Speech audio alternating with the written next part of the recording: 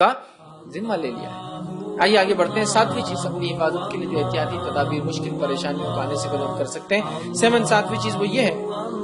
جو ابو داؤد اور جامع ترمذی کی روایت ہے، عثمان بن عفان رضی اللہ عنہ فرماتے اور کہتے ہیں میں نے نبی اکرم صلی اللہ علیہ وسلم فرماتے ہوئے سنا، جس شخص نے شام کے وقت 3 مرتبہ یہ کلمہ،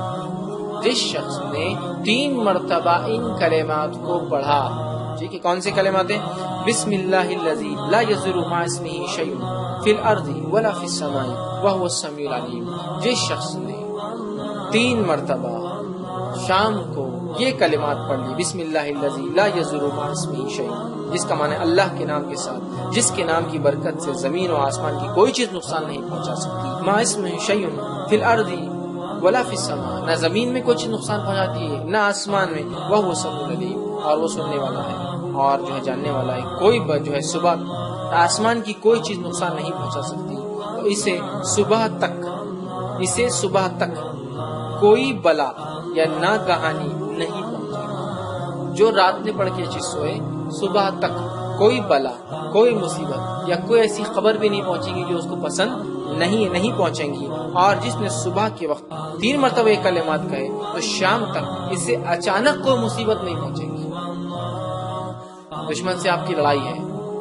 آپ وار زون میں ہیں، اچانک کچھ بھی ہوگا، جس نے صبح یہ کلمات پڑھ لی، رات میں 3 بار اور صبح پڑھ لی، تو رات پڑھ لی تو صبح تک حفاظت، صبح پڑھ لی تو رات تک حفاظت، کس سے؟ اس میں ایک نئی چیز آ رہی ہے، وہاں کیڑے مکوڑوں کا آ گیا، اس سے پہلے موت کے تعلق سے آ گیا، اس سے پہلے فرشتے کی حفاظت آ گئی، یہاں ایک نئی چیز آ رہی ہے، اچانک آنے والی مصیبت نہیں آئے گی، یا اچانک آنے والی کوئی بری خبر بھی نہیں آئیں گی آپ تک اس دن اور اس رات۔ اچانک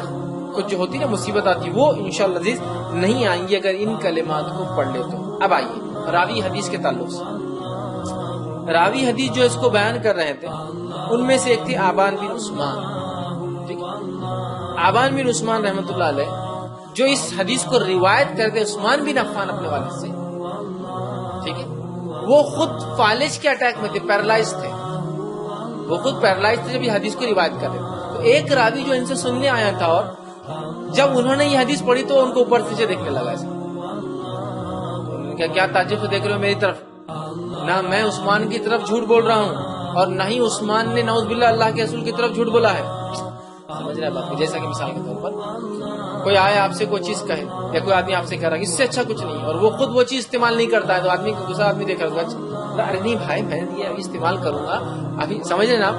ایکسکیوز دیتا ہے۔ جب یہ راوی حدیث بیان کر رہے ہیں یہ بات تو خود پیرالائزڈ ہے، فالج کے اٹیک میں ہے، تو سننے والا بول رہا ہے اچھا تم مجھے حدیث سنا رہے ہو، تم کیسے اٹیک میں آئے جبکہ تم کو تو پتا تھا نا صبح یہ پڑھ لو شام یہ پڑھ لو 3 مرتبہ تو محفوظ رہیں گے۔ وہ کہتے دیکھو نہ میں عثمان پر جھوٹ باندھ رہا ہوں اور نعوذ باللہ نہ عثمان نے اللہ کے رسول صلی اللہ علیہ وسلم پر جھوٹ باندھا،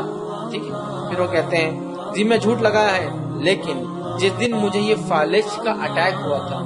اس دن میں بڑا غصے میں تھا اور غصے کی وجہ سے وہ دعا پڑھنا بھول گیا اور اسی دن مجھے اٹیک آیا،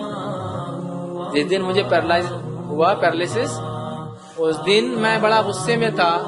اور غصے کی حالت میں کیا نہیں کر پایا، یہ دعا پڑھنا بھول گیا اور اسی دن میرے کو اٹیک آیا۔ لیکن مطلب روز پڑھتے تھے اور جس دن نہیں پڑھا تو صحابہ تابعی، میں نے کہا نا ایسا عمل تھا جو بات سن لیتے نا بالکل ایک دم جو کہ چپک جاتے اس کو کرنا ہی ہے اس پر عمل، اور اسی لیے بات ہم دیکھتے ہیں کہ صحابہ کے زمانے میں حدیثیں بہت کم تھی، ایسے بھی صحابہ جنہوں نے 2-2 4-4 5-5 حدیثوں پر زندگی گزاری تھی، لیکن ایسا مضبوطی سے پکڑا ایک ایک روایت کو کہ ساری زندگی میں اس کا اثر نظر آتا ہے۔ ہمارے پاس کیسا حدیث کا ذخیرہ ہے، کتاب کھولیے صاحب گھروں میں آپ دیکھیے بخاری مسلم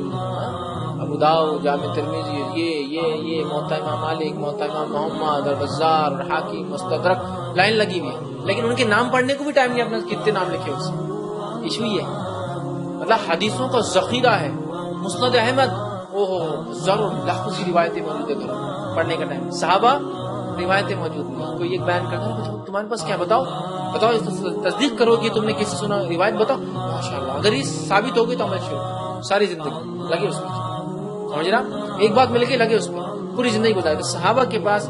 حدیثوں کے اعتبار سے علم کم تھا چونکہ جمع نہیں ہوئی تھی، لیکن عمل کے اعتبار سے جتنا ملا نا 100%، لیکن ہمارے پاس ذخیرہ کا ذخیرہ آ گیا، علم کا، لیکن عمل کے اعتبار سے بہت لو جا رہے ہیں، بلکہ کبھی کبھار تو خود ہم پڑھ رہے ہیں یا خود ہم سنا رہے ہیں اور وہ کتابیں پیچھے رکھی اور اس کے خلاف ہم یہاں سامنے بیٹھ کے خلاف ورزی کر رہے ہیں. مطلب کتاب پیچھے رکھی ہوئی ہے جو حدیث میں یہ بیان ہو رہا ہے اور اس کی خلاف ورزی سامنے کھڑے کے کر رہے ہیں عملاً. بہرحال تو یہ راوی جو روایت کر رہے ہیں، جو ان سے پوچھ رہا ہے بول رہا ہے تم خود پیرالائز کے اٹیک میں ہو اور تم یہ بول رہے ہو کہ اس سے نہیں ہوتا ہے، بس اس دن بھول گیا تھا، غصے میں آیا بھول گیا، اسی دن مجھ پر یہ فالج کا اٹیک آیا. سمجھ رہے بات کو؟ اس سے پتا چل اللہ تعالیٰ ان کی حفاظت کرتا تھا. جس دن بھول گئے اس دن وہ مصیبت آ گئی جس کے لیے وہ حفاظت کے لیے دعا کرتے تھے. ٹھیک ہے، تو بہرحال یہ پتا چلتا ہے کہ صحابہ تابعین کتنا عمل کرتے تھے.